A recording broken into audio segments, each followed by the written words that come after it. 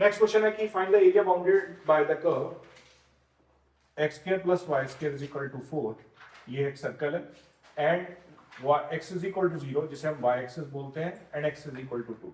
तो ये एमसीक्यू में हमने क्या करना है कि इस सर्कल और दो लाइंस के बीच में जो एरिया निकालना है वो है, और first quadrant is very important, तो उसमें एरिया निकालना है। तो पहले हम आइडेंटिफाई करेंगे which is a equation of a circle जिसका सेंटर क्या है 0 0 और रेडियस क्या है 4 किसका स्क्वायर होता है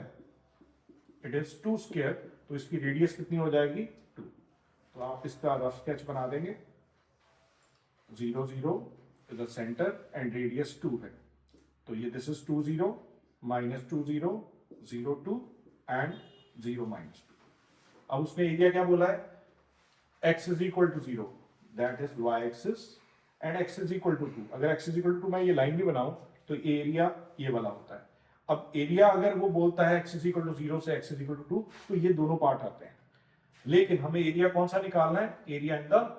फर्स्ट क्वाड्रेंट, तो आपको एरिया ये वाला फाइंड आउट करना होगा। तो अब सिमिलरली अब इसका बेस देखिए x एक्सिस y एक्सिस दोनों हो सकते हैं, लेकिन हम डायरेक्टली हम x एक्सिस लेंगे तो शेडेड एरिया और required area is same, it is required area oblique तो 0 to 2 y in terms of x। अब यहां से y in terms of x क्या बनेगा under 2 square minus x square, तो फॉर्मूला लगाएंगे x by 2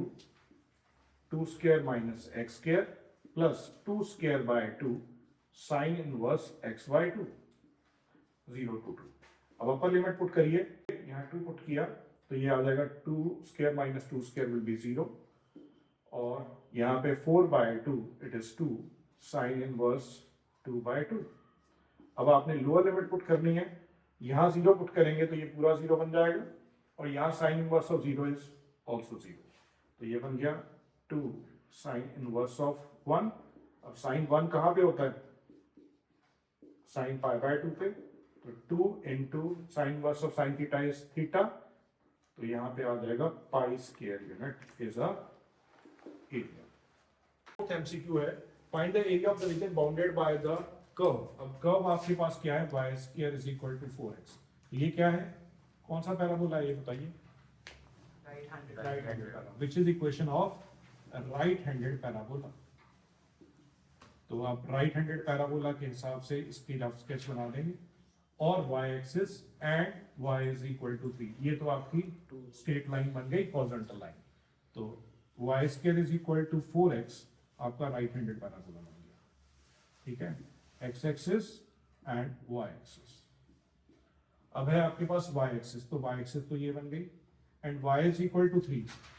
y is equal to 3 will be the horizontal line, तो horizontal line y is equal to 3 बन गई। अब आप क्या करेंगे हमें ये इंटरसेक्शन वाला पॉइंट चाहिए, तो y की वैल्यू 3 जो है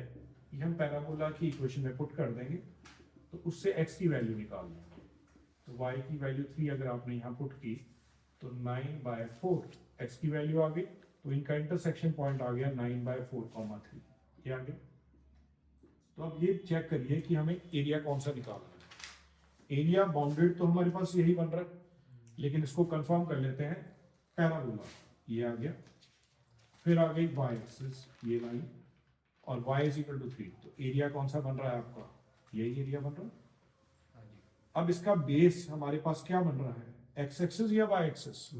y एक्सिस, इसका बेस y एक्सिस है। तो हमने एरिया जब निकालना है शेडेड एरिया तो लिमिट्स किसकी लेंगे हम, ऑब्वियसली y एक्सिस है तो लिमिट y की, तो y की वैल्यू यहाँ पे 0 और y की वैल्यू यहाँ पे क्या है, तो ये इस कर्व के नीचे जो एरिया आ रहा है 0 to 3 एंड यहाँ पे हमें क्या लेना है y की लिमिट ली है तो अंदर भी y आना चाहिए, तो x in terms of y क्या होता है y square by 4, this is y square by 4 dy, तो ये आपके पास 1/4 कांस्टेंट है बाहर आ गया, y4 का क्या होता है y क्यूब बाय 3 0 to 3। पहले आप अपर लिमिट पुट करेंगे, आप यहाँ पे अपर लिमिट पुट करिए 3 क्यूब बाय 3 एंड 0 पुट करेंगे तो ये 0 ही आ जाएगा, 1/4 दिस इज 27/3 इट इज 9, तो 9/4 square unit will be the area bounded by the parabola and the lines.